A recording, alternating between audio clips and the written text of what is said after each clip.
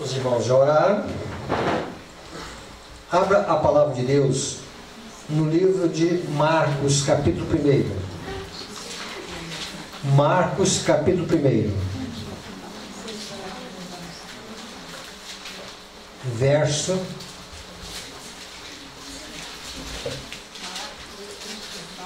14 e 15.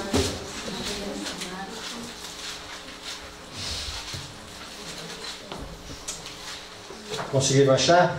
Amém. Depois de João ter sido preso, foi Jesus para a Galiléia, pregando o Evangelho de Deus, dizendo: o tempo está o tempo está cumprido. Uma coisa cumprido, que ele já teve o seu evento realizado. E aí Jesus vai dizer: e o reino de Deus está próximo. Então Jesus está falando aqui de algo que cumpriu e algo que ainda não se cumpriu. E é bom nós termos uma visão do que Jesus está dizendo aqui, para que nós possamos entender o cenário do povo de Deus reagindo à mensagem de Cristo e tirar algumas lições para a nossa vida espiritual, que o tempo se chama hoje. O que Jesus estava dizendo? Que o tempo está cumprido. Existe uma profecia em Daniel 9, nós não vamos entrar aqui nesses detalhes, Daniel 9. Nós só vamos aqui colocar uma linha aqui de raciocínio na questão da profecia.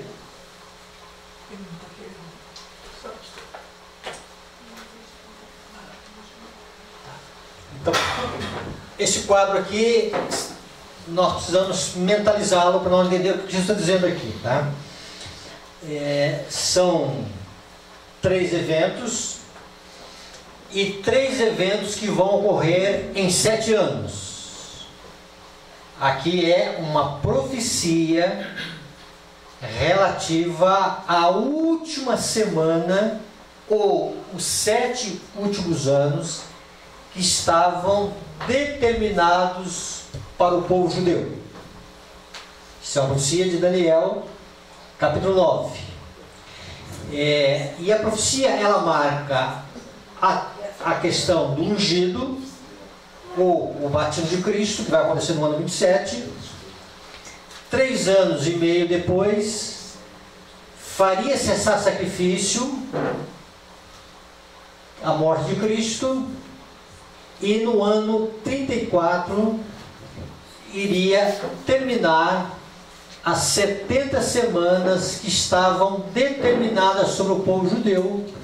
E das 70 semanas, a última semana, o batismo de Cristo, a sua morte no ano 31, 3 anos e meio, e depois, 3 anos e meio, a questão de Estevão ser apedrejado.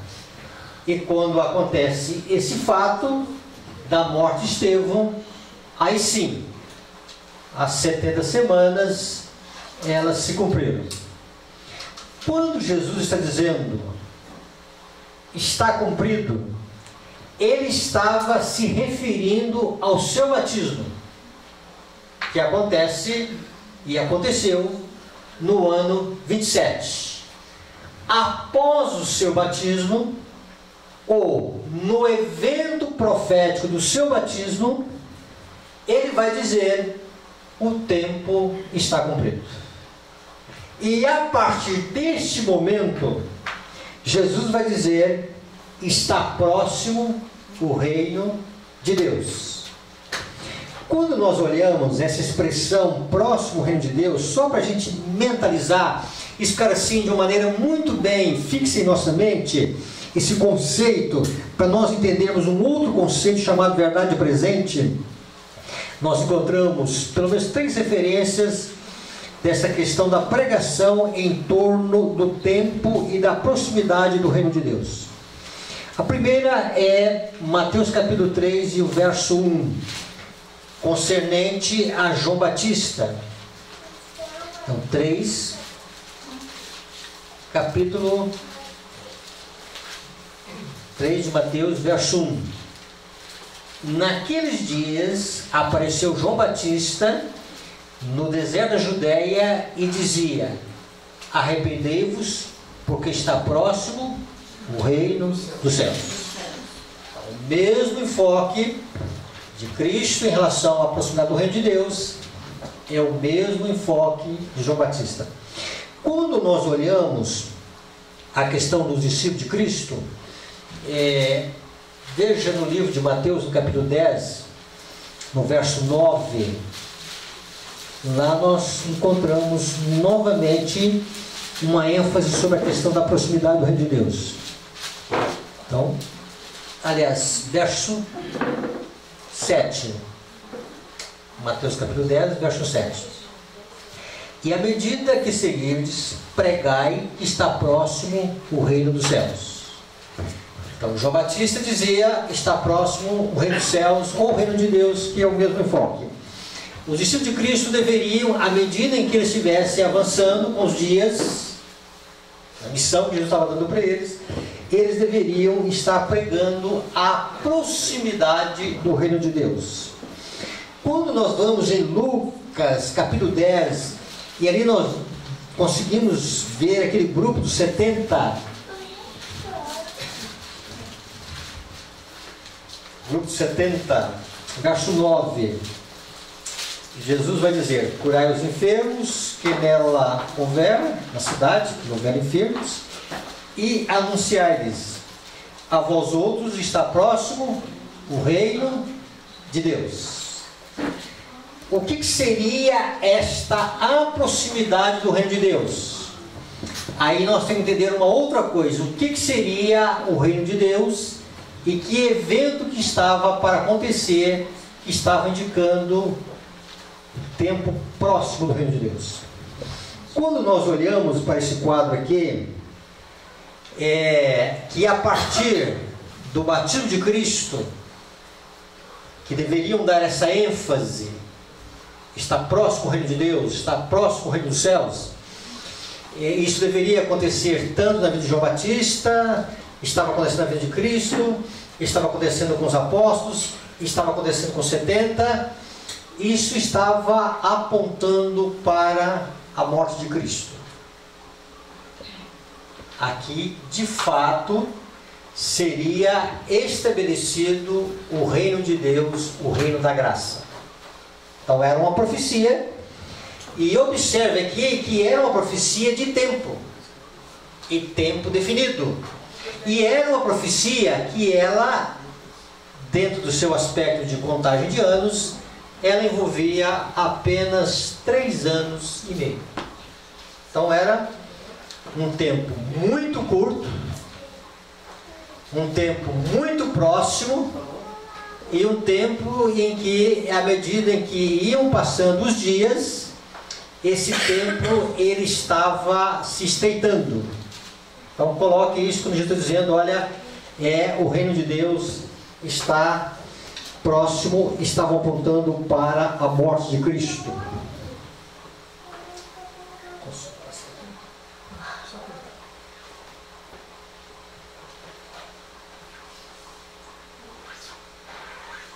Olha o que nós encontramos aqui.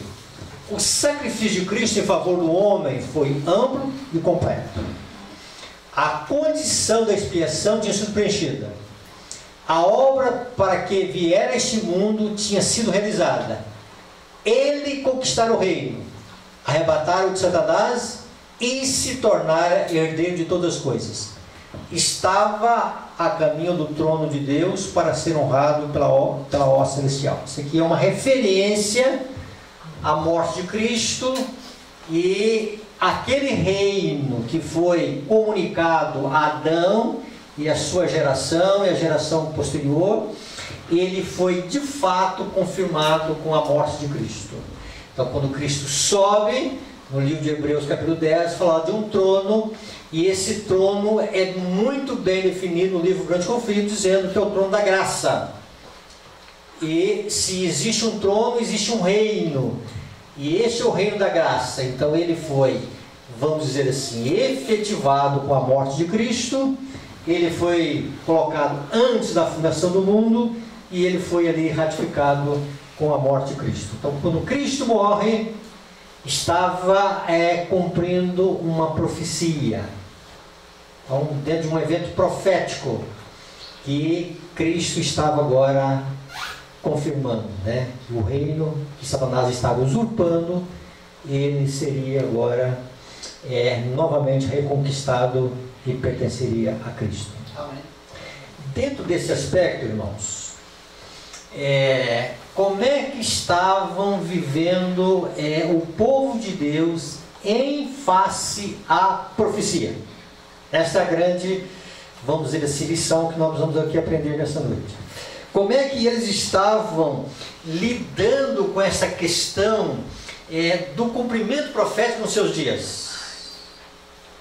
A profecia estava correndo de uma forma veloz, ela estava tendo eventos que haviam se cumprido, como o batismo de Cristo, e haveria a morte de Cristo, e mais adiante, um pouquinho mais adiante, teria a morte de Estevão, e assim estaria terminando os 7 anos e as 70 semanas que Daniel havia profetizado. Como é que o povo de Deus estava vivendo nesse tempo? Dentro desse contexto, nós encontramos que os judeus, o povo de Deus, eles estavam interpretando mal e aplicando a palavra de Deus. E eles não conheceram o tempo de graça, o tempo em que Deus estava chamando esse povo a um profundo e genuíno arrependimento. Isso se vai se dar por duas coisas que eles tiveram dificuldades com entender a profecia. E quando se fala de entender a profecia, então para eles o batismo de Cristo não foi um evento profético. Para eles a morte de Cristo também não foi um evento profético. Nós estamos analisando aqui a questão só do evento profético. E duas coisas. A primeira é a questão de uma visão. Eles tinham dificuldade com a visão, não possuíam uma visão espiritual. Não possuindo uma visão espiritual, as coisas acontecem diante dos nossos olhos e nós não percebemos eventos proféticos. Quando Jesus vai dizer para Nicodemos, na verdade te digo que aquele que não nascer de novo não pode ver o reino de Deus.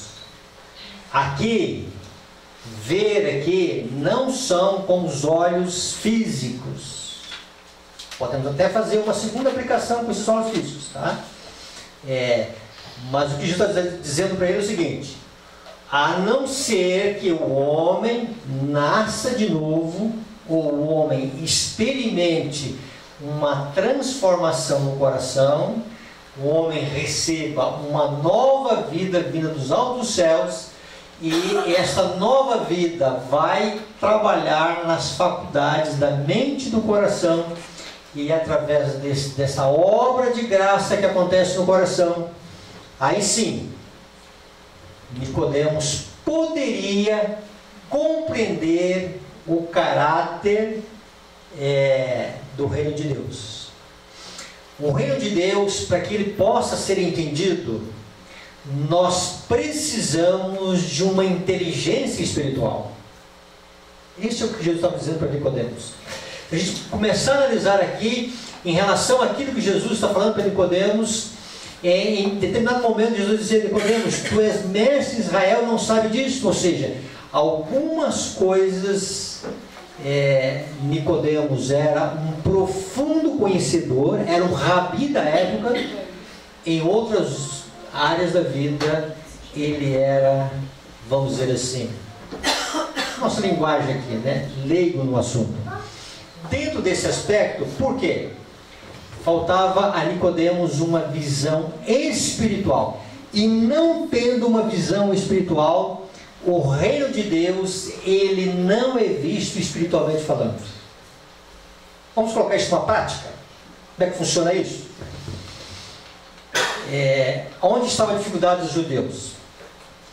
Eles estavam esperando aqui na terra, nos dias de Cristo, que viesse o Messias, e esse Messias pudesse assentar no trono de Davi, e esse Messias poderia então tirá-los do jugo dos romanos, e eles teriam assim uma prosperidade temporal, eles teriam domínio aqui na terra, e eles estariam, vamos dizer assim, na supremacia de todos os povos. É assim que pensava o povo de Deus na época que Jesus vem aqui.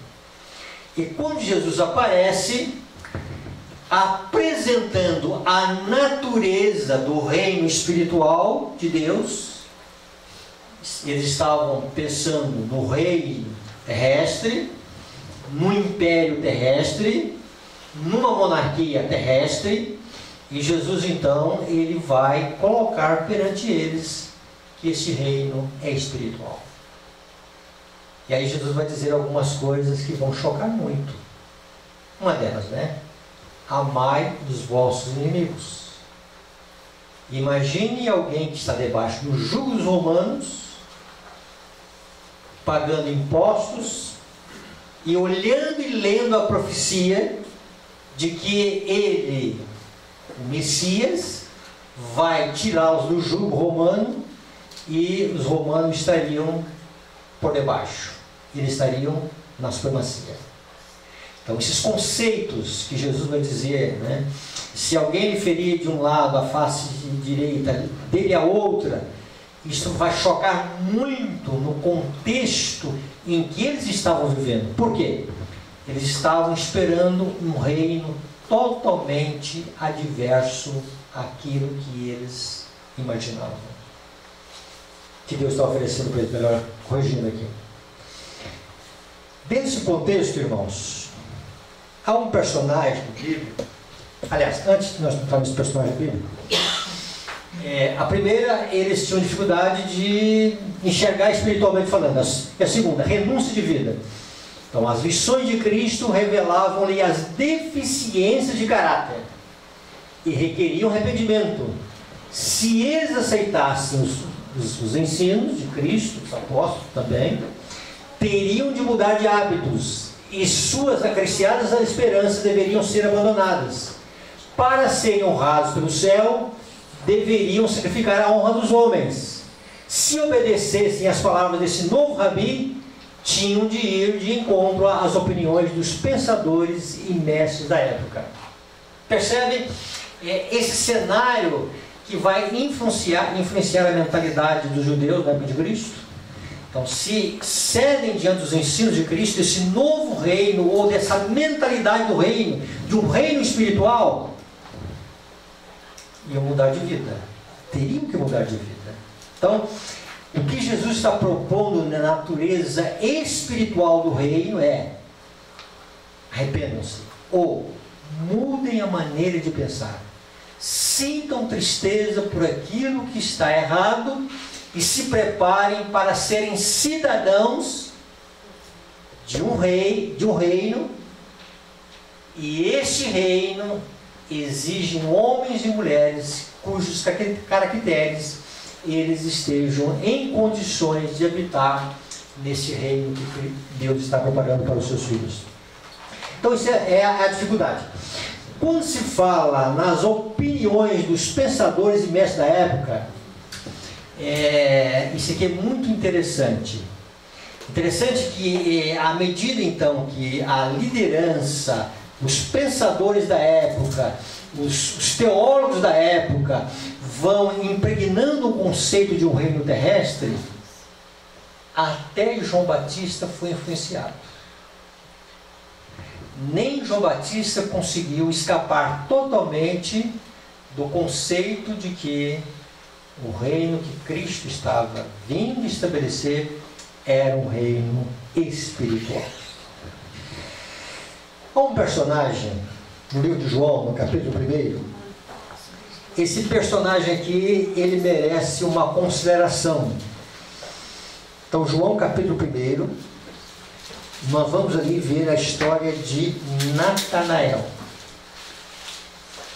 É uma história simples, pequena, mas ele ajuda também a entender o contexto da época. No primeiro capítulo do Evangelho de João, no verso 47. Jesus viu Natanael aproximar-se e disse a seu respeito: eis um verdadeiro israelita em que não há dolo. Quando você vai em Apocalipse capítulo 14, essa expressão ali, não há dolo, ela acontece. Para quem? Para os 144.000. Outra coisa, Jesus chama Natanael de verdadeiro israelita. Se existe o verdadeiro, existe o falso. Então, eu estou dizendo, eis aqui um verdadeiro israelita, e o verdadeiro israelita diz aqui, não há dolo, não há falsidade. E Natanael vai estranhar. Perguntou-lhe Natanael: de onde me conhece, Senhor? Nunca havia se encontrado. Respondeu-lhe Jesus: antes de Filipe chamar, eu te vi aonde? Quando estavas debaixo da figueira. A pergunta é: o que Natanael estava fazendo debaixo da figueira? Tá? Olha, vamos ver o que o dom profético vai dizer para nós. Ao tempo em que Filipe o chamou, Natanael se havia retirado para um bosque sossegado, a fim de meditar sobre o anúncio de João. Então, Natanael, ele ouviu João Batista dizer: eis o Cordeiro de Deus que tira o pecado do mundo. Isso acontece no batismo de Jesus. Isso acontece no tempo em que Jesus diz que o tempo está cumprido. Isso acontece em que o céu, ele assinalou esse evento profético, quando o Espírito Santo, em forma corpórea, com uma pomba, desceu sobre Jesus. E ele foi então para um lugar acostumado ali, que conhecido também de Filipe, onde em algum momento ele se tirava para orar, e ele começou a interrogar aquilo que João havia mencionado. E diz aqui, olha, irmãos, e a meditar sobre o anúncio de João e as profecias concernentes ao Messias. Filipe sabia que seu amigo estava examinando as profecias, e enquanto Natanael orava sob uma figueira, descobriu o retiro. Quando Cristo agora encontra com Natanael e diz: eis um verdadeiro israelita em que não há dolo, e Natanael vai replicar: Senhor, de onde me conheces? Eu te vi debaixo de uma figueira. Eu vi o seu anelo pelo evento profético. Eu entendi no seu coração que você está ansioso para ter uma confirmação profética. Por que devemos estudar profecias? Porque o céu almeja que os seus filhos estejam dando passos, sabendo aonde estão no tempo em que estão vivendo. Amém. Isso aqui é maravilhoso, irmãos. E é tão maravilhoso que Natanael agora, depois desta declaração de Cristo, que Cristo estava vendo a sua pessoa debaixo de uma figueira, ele entendeu que era uma resposta aos anseios do seu coração. E aí ele vai dizer o seguinte: então exclamou Natanael: Mestre, tu és o Filho de Deus, tu és o quê? O Rei de Israel. Olha, durante todo o ministério de Cristo, uma das dificuldades, mesmo entre os apóstolos, foi eles entenderem que Cristo era Rei. Por quê? Eles estavam também contaminados, infectados com a teologia da época, de que haveria um reino de glória, um reino terrestre, um reino que Jesus se sentaria no trono de Davi. E quando Jesus então vem na sua simplicidade, quando Jesus vem então no seu lado humilde, mostrando renúncia de vida pela própria vida em que ele estava, sem pregar, Jesus já pregava renúncia de vida. Ele dizia: mas será que é este o Messias? Será que é este o reino de Deus? E para nós entendermos esse lado do evento profético, quando Jesus agora morre, e na manhã da ressurreição, Jesus agora está em volta ali em direção ao caminho de Emaús, e aparece ali 2 discípulos que estavam de vez em quando seguindo a Cristo, não fixos como os 12, mas eles acompanhavam o ministério de Cristo e estiveram muito próximos de muitas coisas de Cristo. E Jesus se apresenta ali para eles como um estranho, e perguntando o que eles estavam discorrendo, qual era o assunto, o que estava sendo a causa, a tristeza no coração deles. Eles vão dizer: olha, nós tínhamos esperança que ele vinha redimir Israel, mas já é o quê? Já é o 3º dia. E aí é o seguinte, né? Essa questão do 3º dia, irmãos. Jesus havia dito para eles que ele iria morrer, mas ao 3º dia iria ressuscitar. Eu vou morrer, vou ser sepultado, mas guardem bem, no 3º dia, ou 2 dias após a minha morte, vai haver uma ressurreição. Como eles leram então as orientações de Cristo em relação à sua morte? Eles só olharam a primeira questão.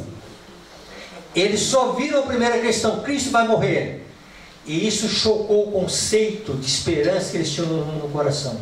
Isso é a explicação do profético. Então, quando eles não se atentaram para o 3º dia, essa parte da profecia ficou ofuscada na vida deles, diante do conceito que estavam, vamos dizer assim, reinando na época e reinando no coração deles. O que seria esse reino espiritual? O que seria, vamos dizer assim, esse preparo que Jesus tanto queria dar para eles, vocês não entenderam? Existe uma visão, essa visão ela está no Espírito de Profecia, no livro Mensagens Escolhidas. Eu gosto muito dessa visão, eu queria compartilhar essa visão com vocês aqui. É uma visão em que a mensageira do Senhor ela tem uma preocupação. E eu acredito que deveria ser a maior preocupação de todo adventista, principalmente no tempo que nós estamos vivendo. E deveria ser, e deve ser, a preocupação de todo estudante de profecia. O que seria essa pergunta? Chegando em casa, vocês vão pegar o livro de Mensagens Escolhidas, vocês vão ver esta, vamos dizer, essa visão de uma forma detalhada. Nós estamos colocando algumas coisinhas aqui, tá? Em relação a isso.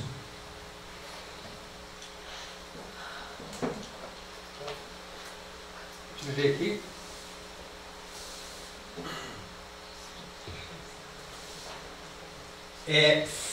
Essa visão fala de um edifício. Então vamos mentalizar um edifício.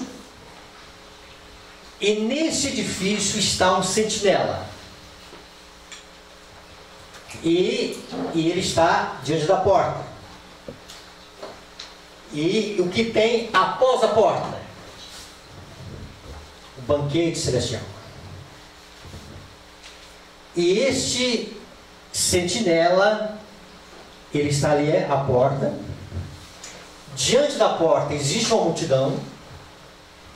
E ele está com, vamos dizer assim, uma fita de medir.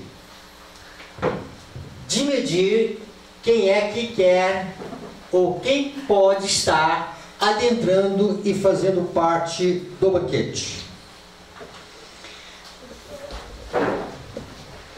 E a pergunta que ele faz inicialmente é esta, que todo adventista deveria fazer para si mesmo: já recebeste o Espírito Santo? Essa pergunta, irmãos, é uma pergunta muito solene.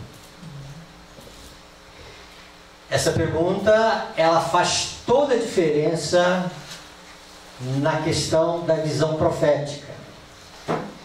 Essa pergunta, ela faz toda a diferença naquilo que nós temos no nosso crescimento diário com Cristo. Esta pergunta, ela se refere a uma experiência diária com Cristo, com o Espírito Santo, e ela se refere também ao momento da plenitude do Espírito Santo. Mas vamos ficar aqui nessa noite com essa pergunta de uma forma assim, no nosso coração, nesse tempo se chama hoje. Em algum momento, o Espírito Santo tocou no seu coração? Em algum momento o Espírito Santo ele fez uma mudança no seu coração? Em algum momento o Espírito Santo te mostrou que ele é muito real para você? Então essa pergunta que o sentinela fazia a todos que chegavam ali. E ele começou a dizer para as pessoas, medindo as pessoas: podeis ser altos e bem proporcionados em vossa pessoa, mas não podeis entrar aqui. Não poderá entrar aqui ninguém que seja criança crescida. No banquete celestial, criança crescida não entra. O que é criança crescida? Adulto birrento. Adulto birrento. Tá? E aí é o seguinte: levando consigo à disposição os hábitos e as características peculiares das crianças. Não está falando aqui do aspecto positivo. Quando Jesus disse: nós não nos tornarmos como uma criança, Jesus está falando da simplicidade, da renúncia, do coração disposto a perdoar.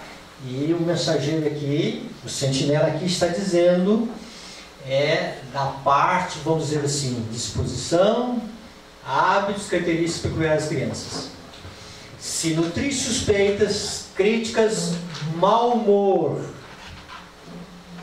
dignidade própria. E dignidade própria, às vezes a gente confunde com zelo. Algumas coisas nós chamamos zelo, exaltação do eu. É a minha opinião, é a minha dignidade. E ele vai dizendo: não podeis ser admitidos, pois estragareis o banquete. Todos que entrarem por esta porta trajam a veste de bodas, tecida no tear celeste. Essa veste é a veste que dá condições para adentrar o reino da glória. Então existe o reino da graça e existe o reino da glória. Vamos especificar isso aqui. Tá? No reino da glória, nós precisamos trajar essas vestes. Vamos falar um pouquinho nesse final de semana sobre o que é essa veste. Qual a importância dessa veste? Essa veste, ela é tecida no tear celeste. Ela não é, vamos dizer assim, nenhum fio de origem humana. Ela vem do céu. Assim como Deus Em relação a Adão, Deus vai providenciar vestes para Adão, já que vestes, folha de figueira, não resolver a questão de Adão, e Deus vai vestir Adão. Então Deus providencia a veste e Deus veste. São duas coisas diferentes, mas são duas coisas que é feito por Deus. Então é a veste que, vamos dizer, dá direito de entrar nas bodas e adentrar a porta do edifício. Os que educam em apanhar os defeitos no caráter dos outros revelam uma deformidade que torna as famílias infelizes, que desvia a alma da verdade para buscar fábulas. Vosso fermento de desconfiança, vossa falta de fé, vosso poder de acusação, fecham-vos a porta de entrada. Por essa porta não pode entrar coisa alguma que possa arruinar a felicidade dos moradores, por arruinar sua perfeita confiança uns nos outros. Nunca, aliás, não podereis nunca ver o rei em sua beleza, caso não sejais vós mesmos representantes do seu caráter. Dentro desse aspecto, o mensageiro do Senhor, ele está dizendo de representante do caráter de Cristo. Quando abandonais a vossa própria vontade, abandonar o seu próprio eu, vossa própria sabedoria, e aprender de Cristo. Aprender o que é de Cristo? Mansidão e humildade, achareis entrar no reino de Deus. Ele requer inteira e incondicional entrega. Entregai vossa vida para que Ele a ordene, molde e afeiçoe. Tomai sobre o pescoço o jugo, submetei-vos a ser conduzidos e ensinados por Ele. Aprendei que a menos que vos torneis como uma criancinha, nunca podereis entrar no reino de Deus. É lógico que isso aqui é só algumas frases desse sentinela, não é toda a visão. E quando ele então acabou de pronunciar essas palavras, muitos se afugentaram à porta do edifício. E outros, em arrependimento e lágrimas, confessavam os seus pecados. O que essa visão tem a ver conosco, irmãos? Essa visão está dizendo para nós, se nós não nos colocarmos na condição de cidadãos do reino de Deus aqui, agora, nós não podemos entrar no reino da glória. Se o céu não for colocado em nosso coração, os princípios do céu não for colocado em nosso coração agora, nós não podemos entrar no reino da glória. Então vamos terminar. Aqueles 3 anos e meio em que o povo de Deus estava tendo cumprimentos proféticos e não discerniu esses cumprimentos proféticos, em que a profecia ela corria de uma forma veloz em relação a eles, porque 3 anos e meio é um período assim muito rápido. E o que eles estavam fazendo nesses 3 anos e meio em relação à mensagem de Deus para eles? Eles estavam perseguindo os mensageiros do Senhor. Então, em vez de acatarem as instruções do reino, eles assumiram uma posição de acabar com a influência da mensagem através dos mensageiros. Nós podemos ver isso em João Batista. Eles vão dizer que João Batista está possesso. Nós podemos ver isso em Cristo, que Jesus Cristo, ele está, vamos dizer assim, possuído do maioral dos demônios. E a partir da morte de Cristo, a partir da ascensão de Cristo, a partir então dos 3 anos e meio em que os discípulos agora estariam revigorados com o poder do Espírito Santo, estariam agora dando ênfase ao prosseguimento da visão espiritual do reino de Deus, do crescimento do reino de Deus, eles vão agora perseguir esses mensageiros. Quando chega Estevão, o céu diz: olha, aqui é o limite. A mensagem de salvação, a mensagem do céu, vocês rejeitam, vocês colocam essa mensagem de uma maneira como inimigos de Deus, perseguindo aqueles que estão anunciando a verdade presente. Vai ser repetido.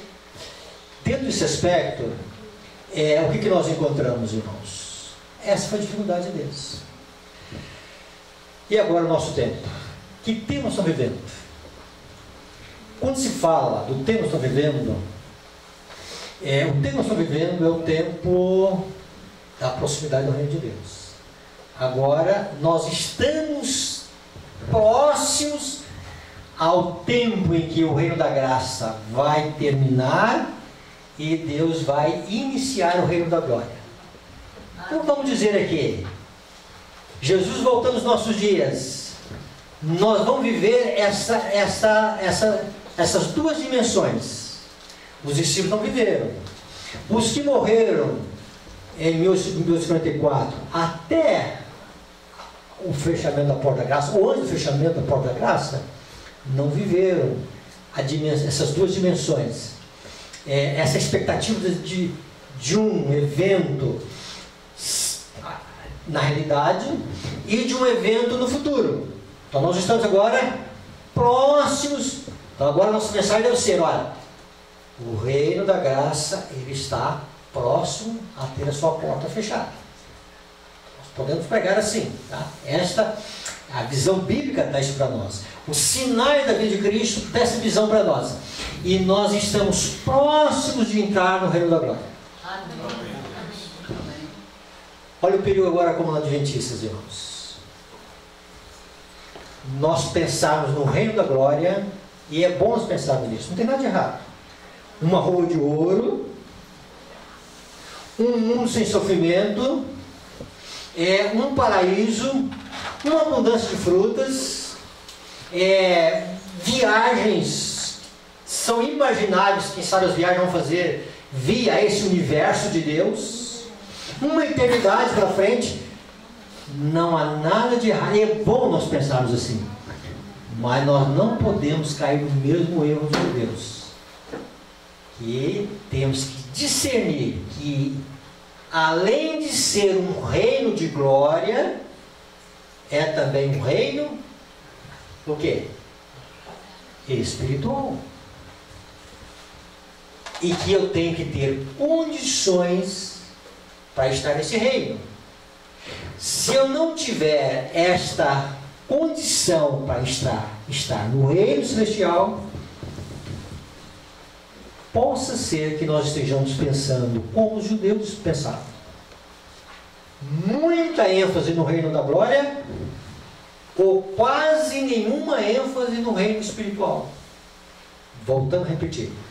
Se o nosso coração, se ele não for visitado pela graça de Deus, nós não conseguimos discernir o que Deus requer de cada um de seus filhos. A última coisa.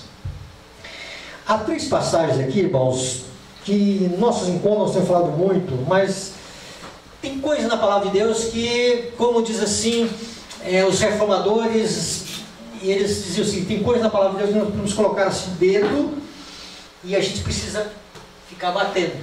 Pá, pá, porque é coisa que é essencial. Então nós vamos aqui ver 3 passagens aqui, que elas vão dizer para nós. A primeira, Oséias, capítulo 6, verso 3.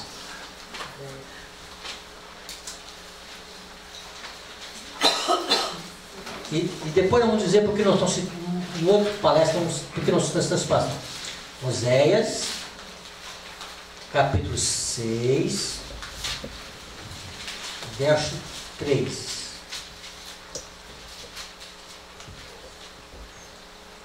Conheçamos e prossigamos em conhecer a quem? Senhor. Ao Senhor. Como a alva, a sua vinda é certa. Então vejam bem. Vinda de quem aqui? Vinda de quem? Senhor. Do Senhor. Tá? Alguém respondeu de outra forma, mas está correto. As duas estão corretas. Depois não vamos dar saída fazendo as duas coisas, tá? Então lá, a vinda do Senhor. Então, Senhor, a sua vinda é certa.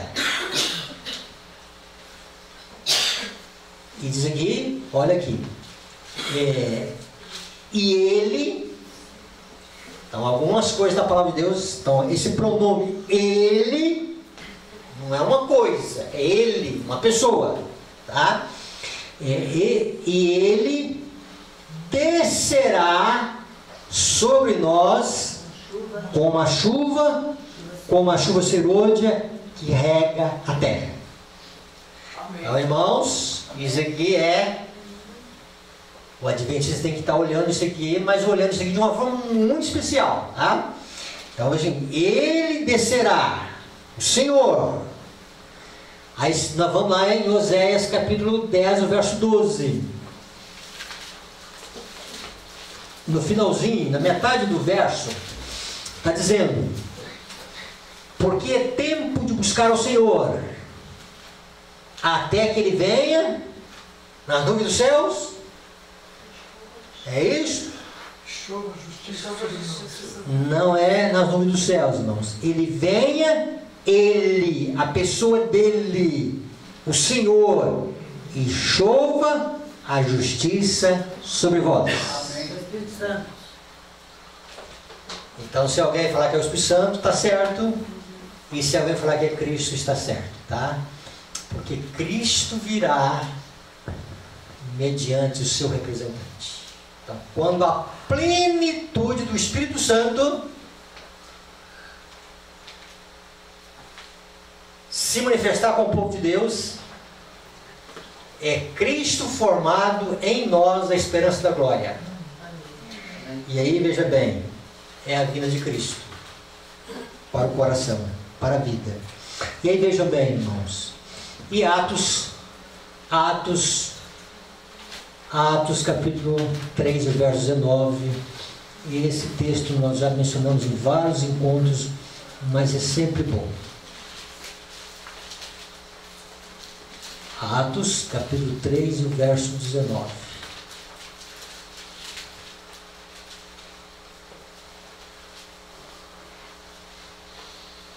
Diz lá: arrependei-vos, pois e convertei-vos, para serem cancelados os vossos pecados, a fim de que da presença do Senhor venham tempos de refrigério. Da presença do Senhor. Tem uma tradução que diz, tá? Pela presença do Senhor. E no livro Primeiros Escritos, página 86, diz: nesse tempo, a chuva serôdia ou o refrigério pela presença do Senhor. Então, acontece o refrigério por causa da presença do Senhor. A chuva serôdia por causa da presença do Senhor virá para dar poder à grande voz do terceiro anjo e preparar os santos para estarem de pé no período em que as 7 últimas pragas serão derramadas. Então, irmãos, chuva serôdia, derramamento do Espírito Santo, plenitude do Espírito Santo, Cristo vindo a nós mediante a pessoa do Espírito Santo. O que acontece? É o momento em que a igreja de Deus estará recebendo as vestes de bodas. Amém. E essas vestes aqui dará condições de participar do reino da glória. A chuva serôdia vamos dizer assim, é algo que vai modificar aqui sistema de governo, sistema financeiro do povo de Deus, vai mexer com alguma coisa em termos de salários, vai mexer com alguma coisa em termos de, ou vamos dizer assim, é alguma coisa espiritual. Espiritual. Quem não se prepara para a chuva serôdia está decidindo a querer só a glória do reino, mas não quer a presença de Cristo no coração, no derramamento do Espírito Santo.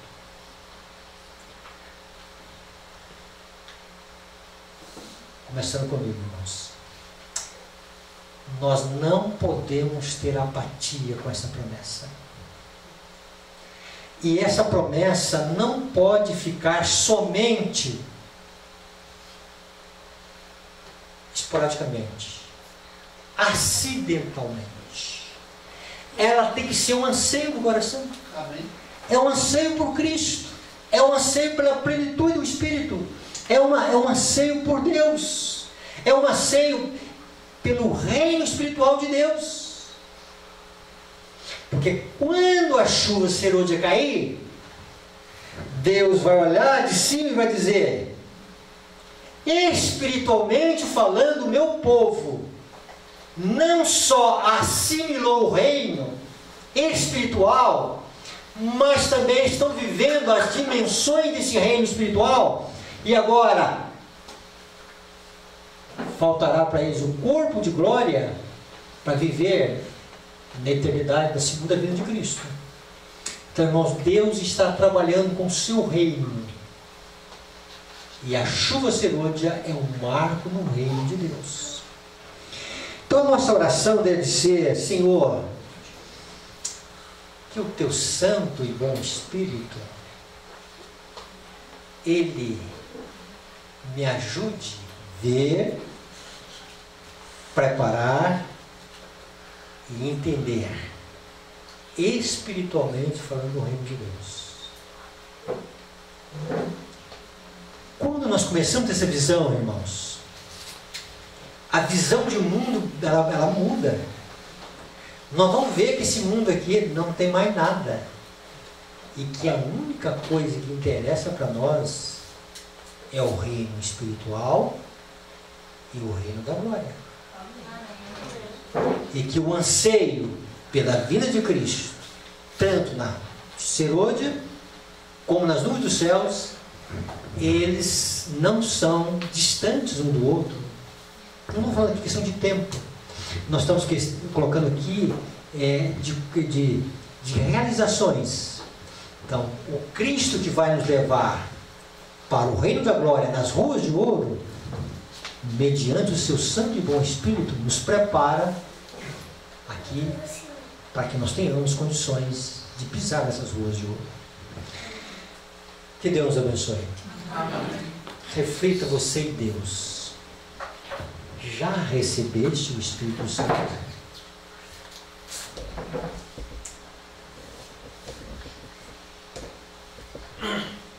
É esse o desejo do nosso coração? Então, nesse final de semana aqui, vamos dizer: Santo e bom Espírito, fala no meu coração, fale a minha vida. Senhor, aonde que eu não estou conseguindo viver como cidadão do reino, aonde que eu não ainda me tornei uma criança no aspecto positivo, ou como ainda, Senhor, tem coisas que o Senhor quer tirar de um aspecto negativo de mim como uma criança. Vamos pedir isso para Cristo, irmãos. Vamos pedir um exame na nossa alma, um preparo de vida. Então é o seguinte: Ele descerá, Ele virá. E veja bem, e assim nós teremos a presença do Senhor, e na presença do Senhor nós teremos já a dimensão espiritual do reino de Deus. E o reino da glória será apenas um detalhe. Porque o mais importante é: Cristo Jesus já estará presente conosco.